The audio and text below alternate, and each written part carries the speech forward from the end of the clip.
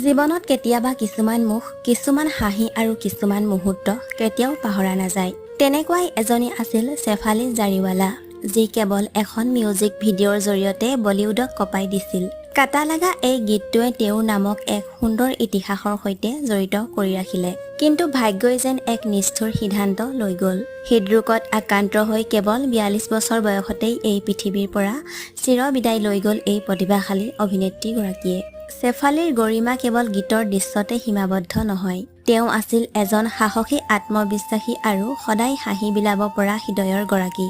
Social মিডিয়াৰ জৰিয়তে তেওঁৰ নিজৰ যন্ত্ৰণাৰ কাহিনীহে নহয়, জীৱনৰ প্ৰতি ইতিবাচকতা শিকাই গৈছে লাখ লাখ অনুৰাগীক। শেফালিৰ মৃত্যুৰ খবৰে যেন সময়ক এক মুহূৰ্তৰ বাবে স্তব্ধ কৰি পেলালে। কেৱল অভিনেত্ৰী নহয়, তেওঁৰ ব্যক্তিত্ব আছিল আত্মবিশ্বাস আৰু সাহসিকতাৰ। অভিনয়, নৃত্য আৰু জীৱনৰ ব্যক্তিগত সংগ্ৰামৰ মাজতো জীৱনৰ প্ৰতিটো পদক্ষেপত তেওঁ আত্মবিশ্বাসেৰে আগবাঢ়িছিল। তেওঁৰ এই অকাল মৃত্যুৱে যেন এক যুগৰ স্মৃতি, এক গান, এক হাঁহি, সকলো একেলগে যেন স্তব্ধ হৈ পৰিল।